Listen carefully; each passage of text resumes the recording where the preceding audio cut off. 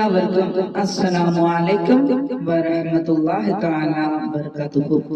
വളരെയേറെ ബഹുമാനമുള്ള ഉമ്മമാരെ, സഹോദരങ്ങളെ, അല്ലാഹു സുബ്ഹാനഹു വ തആലയെ ഭയപ്പെട്ടുകൊണ്ടും അവന്റെ വിധിവിലക്കുകളെ ജീവിതത്തിലുടനീളം കാത്തു സൂക്ഷിച്ചുകൊണ്ടും യഥാർത്ഥ മുസ്ലിമുകളായി മോമിനുകളായി ജീവിച്ച് മരിച്ചു പോകുവാൻ കഠിനമായി പരിശ്രമിക്കണം, അധ്വാനിക്കണമെന്ന് സ്വന്തം നഫ്സിനെയും തുടർന്ന് നിങ്ങൾ ഓരോരുത്തരെയും ഓർമ്മപ്പെടുത്തുകയാണ്, വസിയത്ത് ചെയ്യുകയാണ്.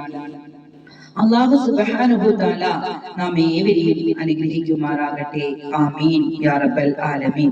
ഒരു മാതാവിന് അല്ലെങ്കിൽ ഒരു പിതാവിന് മക്കളോട് പറയാനുള്ള അല്ലെങ്കിൽ കൽപ്പിക്കുവാനുള്ള ഏറ്റവും പ്രധാനപ്പെട്ട കാര്യം, ഗൗരവപ്പെട്ട കാര്യം പരിശുദ്ധ ഖുർആനിൽ നമുക്ക് കാണാം. യാ ബുനയ്യ ആഖിമിസ് സ്വലാ, എന്റെ പൊന്നു മകനെ, മകളെ, നീ നമസ്കാരം നിലനിർത്തണം. അപ്പോൾ നമസ്കരിക്കാൻ വേണ്ടി മക്കളോട് കൽപ്പിക്കുക, ഉപദേശിക്കുക എന്നതാണ് മാതാപിതാക്കൾ ചെയ്യേണ്ടുന്ന ഏറ്റവും പ്രധാനപ്പെട്ട കാര്യം. എന്തുകൊണ്ടെന്നാൽ നബി സല്ലല്ലാഹു അലൈഹി വസല്ലം പഠിപ്പിക്കുകയാണ്, ഖിയാമത്ത് നാളിൽ പ്രവർത്തനങ്ങളെ സംബന്ധിച്ച് ചോദ്യമുണ്ടാകും. ആദ്യം ചോദിക്കുന്നതും നമസ്കാരത്തെ കുറിച്ചാണ്. നമസ്കാരത്തിന്റെ കാര്യം ശരിയായാൽ അവർ വിജയിച്ചവരാണ്. എന്നാൽ നമസ്കാരത്തിന്റെ കാര്യം ഫസാദായാൽ അവർ പരാജയപ്പെട്ടവരാണ്, നഷ്ടത്തിൽ പെട്ടുപോകും. അപ്പോ ഒരാൾ വിജയിയാണോ പരാജയാണോ എന്ന് നോക്കുന്നത് ആദ്യം ചോദ്യം ചെയ്യപ്പെടുന്ന കാര്യവും നമസ്കാരമാണ്.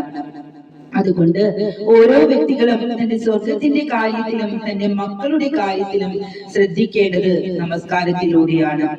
70ഓളം സ്ഥലങ്ങളിൽ ഖുർആനിൽ നമസ്കാരവുമായി ബന്ധപ്പെട്ട നിർദ്ദേശങ്ങൾ കാണാം. ഇസ്ലാമിന്റെ നെടുന്തൂണ് എന്താണെന്ന് സഹാബത്ത് ചോദിച്ചപ്പോൾ അത് നമസ്കാരമാണെന്ന് നബി സല്ലല്ലാഹു അലൈഹി വസല്ലം മറുപടി നൽകിയിരുന്നു. നമസ്കരിക്കാത്ത ആളുകൾ സത്യനിഷേധികൾ എന്നാണ് പണ്ഡിതന്മാർ പറയുന്നത്. അതുകൊണ്ട് പ്രിയപ്പെട്ട സഹോദരങ്ങളെ, നമസ്കാരത്തിന്റെ കാര്യത്തിൽ നാം ശ്രദ്ധിക്കുകയും നമ്മുടെ മക്കൾക്ക് ഉപദേശം നൽകുകയും വേണം. പരിശുദ്ധ ഖുർആനിൽ പ്രവാചകന്മാരെ കുറിച്ച് പറയുന്നിടത്തെല്ലാം അല്ലാഹു സുബ്ഹാനഹു വ തആല അവർ കുട്ടികളുടെ കാര്യത്തിലും കുടുംബത്തിന്റെ കാര്യത്തിലും നമസ്കാരത്തിന്റെ കാര്യത്തിലും പ്രത്യേകം ശ്രദ്ധിച്ചിരുന്നു എന്ന് പറയുന്നുണ്ട്. മഹാനായ ഇബ്രാഹിം നബി അലൈഹി സ്വലാത്തു വസ്സലാം റഹ്മാനായ റബ്ബിനോട് പ്രാർത്ഥിച്ച പ്രാർത്ഥനയിൽ ഒന്ന്, റബ്ബി ജ്അൽനി മുഖീമസ്സലാ വമിൻ ദുരിയത്തി റബ്ബനാ വതഖബ്ബൽ ദുആ.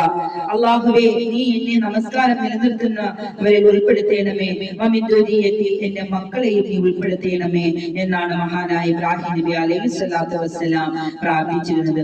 അതുപോലെ ഇസ്മായിൽ നബി അലൈഹി സ്വലാത്തു വസ്സലാമിനെ കുറിച്ച് അല്ലാഹു പറയുന്നു,